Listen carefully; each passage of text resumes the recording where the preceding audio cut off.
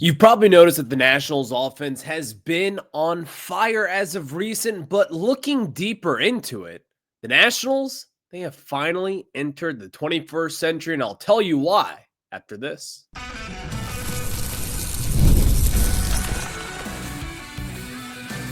You are Locked On Nationals, your daily Washington Nationals podcast, part of the Locked On Podcast Network, your team every day.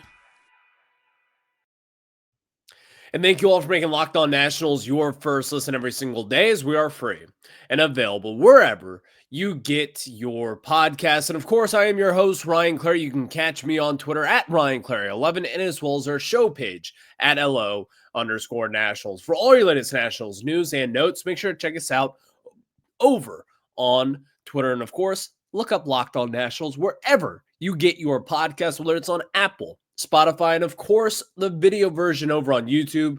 Again, just search Locked On Nationals, and that is where you'll find your daily coverage of the Washington Nationals. And of course, we are part of the Locked On Podcast Network, where it's your team every single day. Later on in the show today, the Nationals, they are back at home tonight against the Atlanta Braves. They just faced them last week in a 4-game series. The Nationals dropped 3 of those 4 games. We'll have that preview for you later on, and I will just tell you this. Thursday's matchup against the Braves is a rubber match that you will not want to miss over at Nats Park. We'll have that discussion for you later on in the show today. In the second segment, I've got a little bit of a hot take for you. People aren't going to like this. In fact, people are probably going to hate this. But I think it's something that the Nationals should consider around the trade deadline. And yes, fans, they're not going to be happy, but just hear me out. I'll discuss that later on in today's show, but I want to start off discussing the Nationals offense and really just kind of finally entering the 21st century. The reason why I say that is around this time last year, or even the last few years, the hitting coach Darnell Coles came out and there was a quote, and Davey Martinez also backed this up, saying that I believe he wanted to see C.J. Abrams hit more hard ground balls. And when everyone heard that quote, we all had the right reaction of being like, what are we talking about?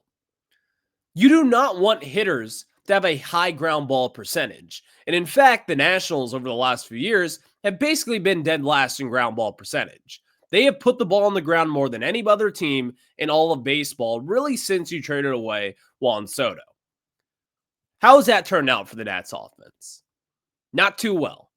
This year, their ground ball percentage is up yet again, and it's not a good result. The Nationals at this point in time, they still are a subpar offensive team overall. But what we saw this last weekend is the Washington Nationals making that adjustment that we have all been waiting for. And that is putting the ball in the air. I read Spencer Nussbaum's article yesterday from the Washington Post, and he kind of went in on the emphasis that the Nationals have been having on getting the ball in the air. And it is finally working for them. If what you saw this past weekend against the Orioles on Sunday, 5 home runs in that contest, you had C.J. Abrams hitting 2 of them. You had Dylan Cruz get on the action. You had Josh Bell getting in on it as well. The Nationals, they did their part finally. They hit the ball hard, and they finally got the ball up in the air. And wouldn't you know, over this weekend when they were hitting a ton of home runs, where you had really probably your sharpest offensive performance all season long on Sunday, things happen for the better for this team. This is why the Washington Nationals, in my opinion, over these past few seasons have struggled. It's really not even an opinion, to be honest. It's just a fact. You have to put the ball up in the air. No more of this ground ball stuff. Because the Nationals and their ground ball rate, it's been at the top for years at this point. That's not where you want to be. You want to be like the Yankees, a team that puts the ball in the air. And yes, when you're at Yankee Stadium, with that short porch, you have a 314-foot wall in left field and in right field. Of course, you're going to put a little bit more of an emphasis on putting the ball in the air there. It's easier to hit home runs. Simple math there. But with where baseball is today, It's all about launch angle. It's all about exit velocity. It's about putting the ball in the air. And the Nationals are finally starting to do that this season. The Nationals have not been a big power hitting team. In fact, last year, again, one of the worst in all of baseball as far as hitting home runs.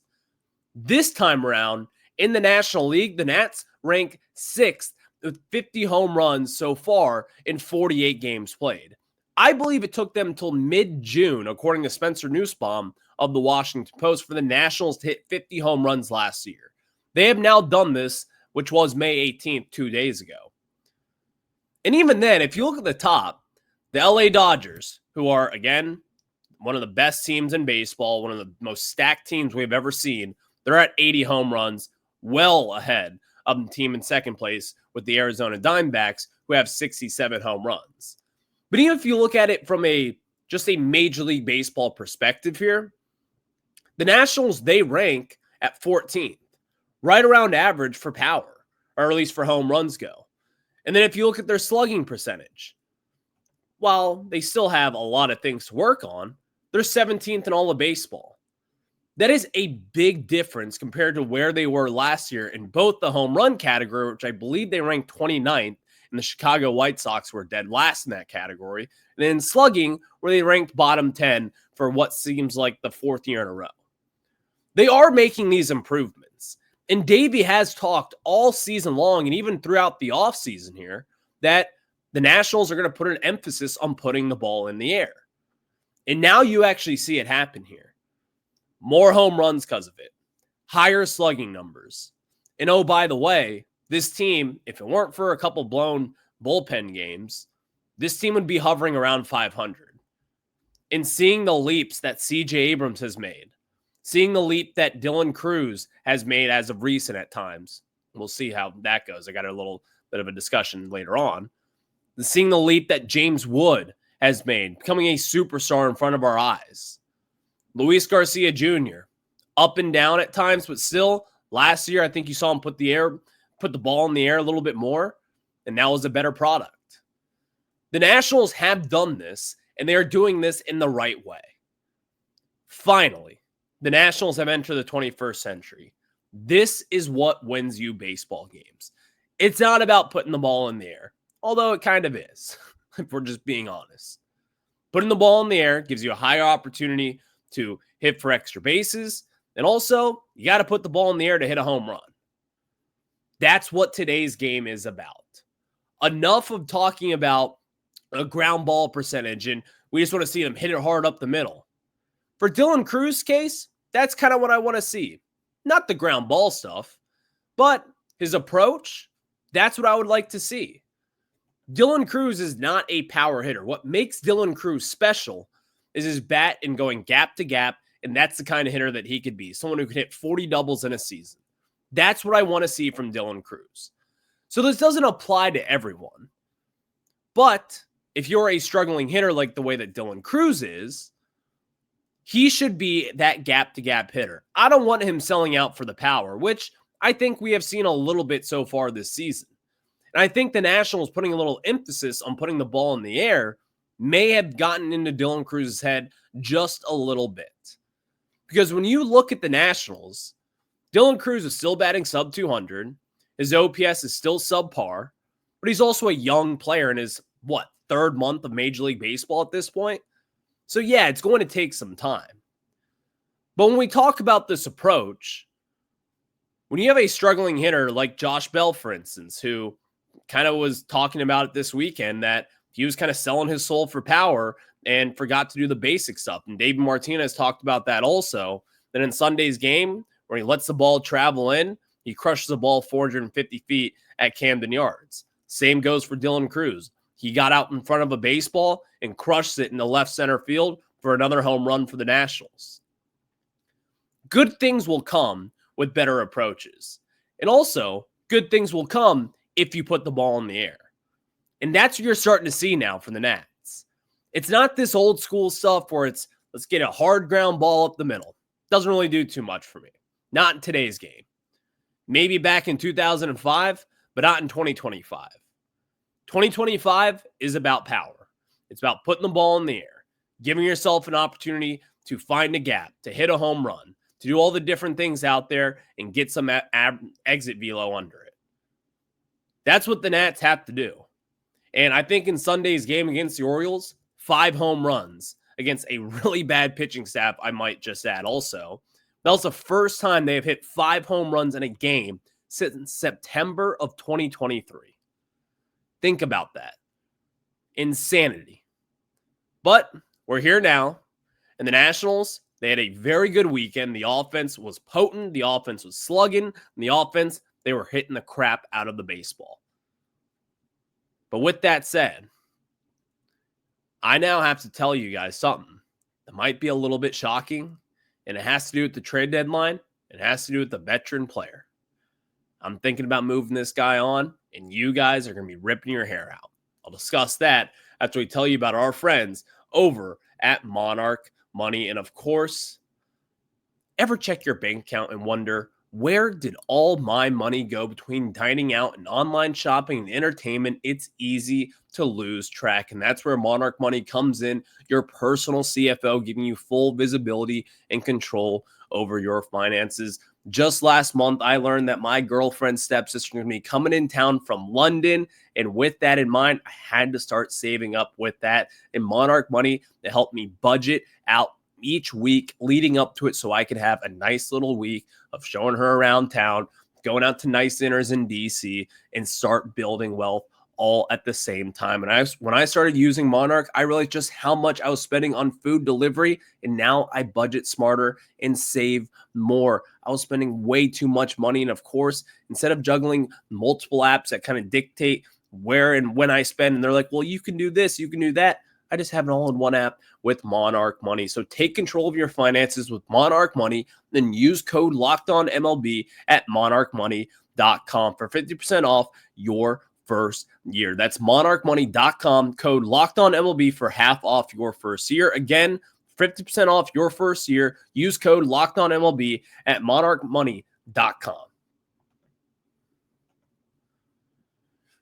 Thank you all for making Locked On Nationals your first listen every single day, as we are free and available wherever you get your podcasts. Let's get into this. Trade deadline. It's May 20th. We're, over 2 months until the trade deadline, and I'm already trying to trade out someone? Hear me out.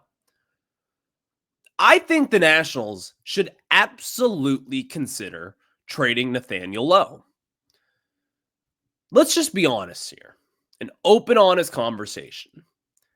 Nathaniel Lowe is better than what we have had over at first base for the last few years. Last year, it was Joey Meneses, Juan Yepez. Then you've had in years past Dominic Smith. You've had iterations of, again, Joey Meneses. Like the Nationals, they have had this circus show over at first base. They addressed it this offseason when the Nationals needed a first baseman desperately. And you saw them make a move. They traded away Robert Garcia, and they got in Nathaniel Lowe. Nathaniel Lowe has been good. But I also think people have kind of overrated Nathaniel Lowe just a little bit. And I think the numbers kind of back that up also. 2-3 years ago, Nathaniel Lowe had a career year, hitting like 25 home runs. He was slugging the hell out of the baseball, and he was walking and getting on base. Nathaniel Lowe and where he sits right now, he is valuable. And if you look at his WAR, his B WAR at this point, he sits at a negative 0.3. I think he's better than that. I do think he has helped the Nationals in a positive way. But then I think about it this way. Right now, he is 30 years old. He's going to be 31 next year. And after 2026, he is going to be a free agent. The value of Nathaniel Lowe right now is probably higher than what it's going to be next season. And if he does have a hot summer, let's say Nathaniel Lowe heats up right now, because let's be honest, he hasn't been that good as of recent. And of course, it's still not even 2 months into the season, so it's way too early to dictate anything on 2025 just yet. But I think it's a smart thing if the Nationals were to shop him. Every team in baseball is going to be looking for a plus defender over at first, and also someone who can hit for power in the middle of your lineup. Nathaniel Lowe has that capability. He does have that club in his bag where he can hit for power, and also he's well off defensively. He was a Gold Glover back in the day, and the Nationals, they have seen them, and they have reaped the benefits of it. But with where the Nats are now, how convinced are you that they will be really good next season? How convinced are you that they're going to be really good in 2 seasons from now? I'd like to think that the Lerner family will dish out some cash this offseason and they will spend, because I do think the Nationals are close. And Nathaniel Lowe does make us closer. So, why would you trade him? Why would a team want to trade him? I think you totally max yourself out in an absolutely, in my opinion, great way by trading away him right now when his value is at the highest. One thing is true about Mike Rizzo. When he makes trades, I trust him. When he pulls the trigger, then you know what I mean there, I trust him. If he were to make this move, I would absolutely be in favor of it. In fact, I would be shopping Nathaniel Lowe. And I understand what people think. This is what you're going to say if you're against it. I'm tired of selling at the trade deadline. I'm tired of trading away veteran players who are of value to this team and getting back prospects who may or may not be something. And you're right on that. That's why I would not just trade him away for just any 18-year-old prospect down in rookie ball at this point who might be really good down the line. If I'm the Nationals, I'd like to make this trade for someone who is close to MLB ready and someone that also has a chance to make a pretty big impact. Think Jose Tena last year. When you trade away Lane Thomas, and also he's not even really the highlight of that trade package, it's Alex Clemmie. Lane Thomas was good, but he's also a pretty replaceable player, and we've kind of seen that this year in Cleveland as he's been really struggling so far early on in the season. And even last year with Cleveland, he was good, but again, he can't hit right-handed pitchers. He can only hit left-handed pitchers, and that has been proven now over the course of his career. Nathaniel Lowe is not in that category. I think Nathaniel Lowe is a tier above Lane Thomas, in my opinion.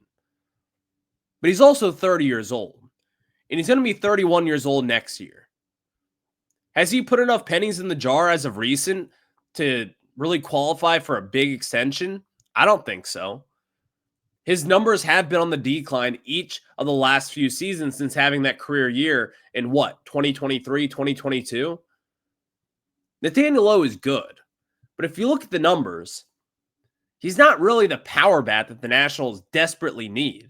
And while I do think he has been a positive this year overall, his exit velo is still in the 59th percentile. His expected slug is still in the 43rd percentile. And his expected batting average is still in the 36th percentile.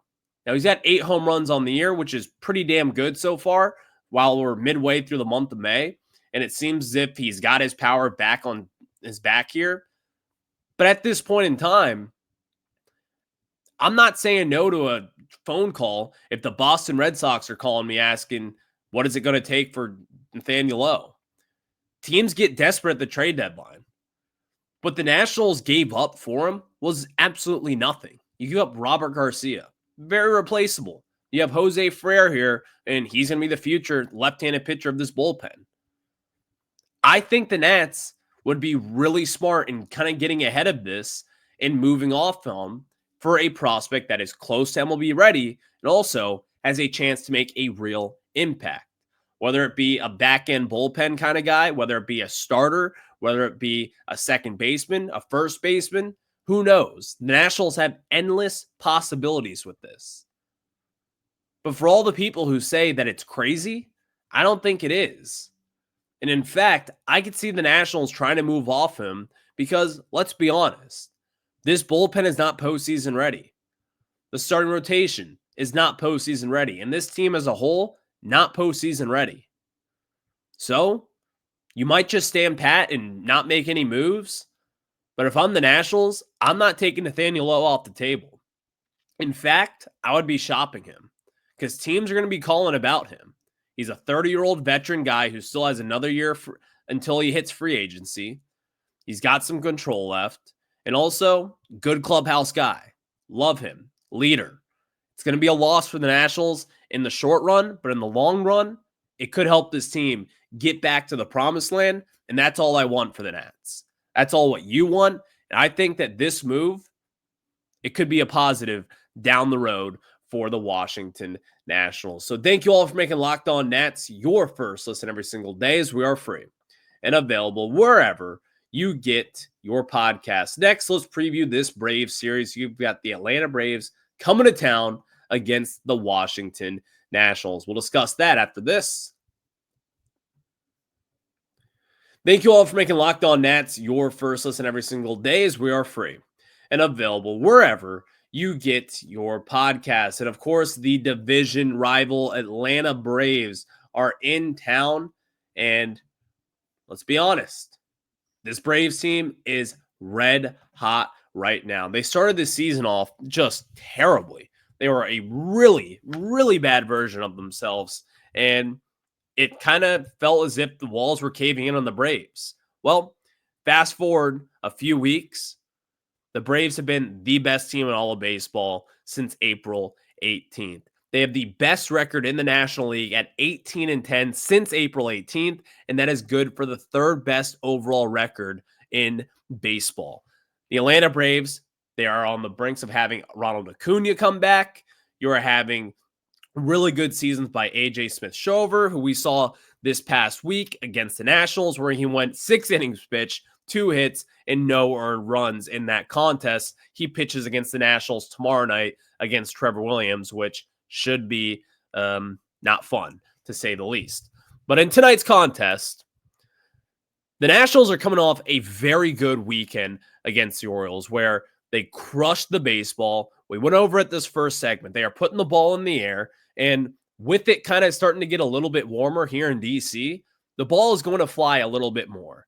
In this hot summer heat, it's not really actually that hot today. It's going to be like a high of 70, but it's going to be sunny. It's going to be a little windy. Maybe the wind goes out into that left center field gap, and the ball starts to fly.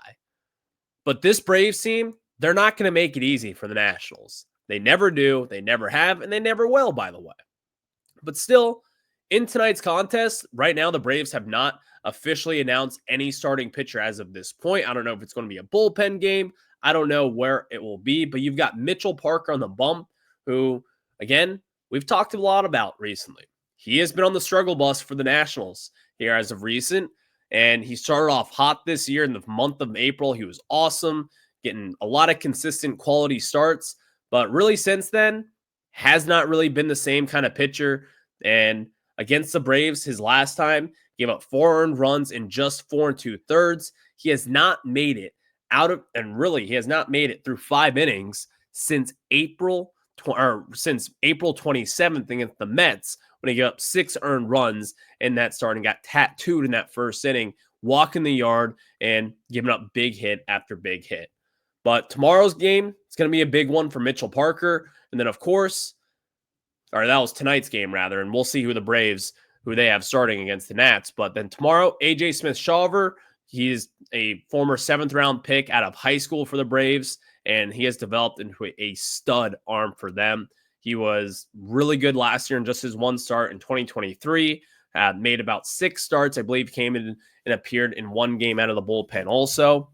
He's a really young, bright prospect. He diced up the Washington Nationals here as of recent, just last week. We talked a lot about that, but the game that I cannot wait for is Thursday night.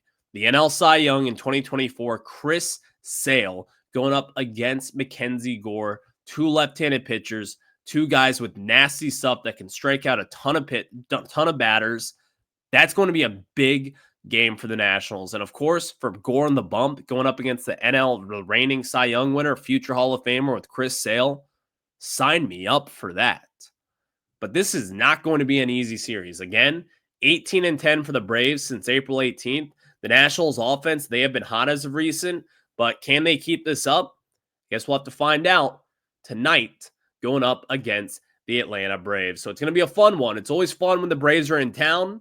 The stadium seems to get a little bit more crowded. Some Braves fans show up, but It's not Phillies fans, so we can all agree that that's okay. But thank you all for making Locked On Nats your first listen every single day. We are free and available wherever you get your pods. I'll catch you guys on the flip side. Have a good one. Go Nats.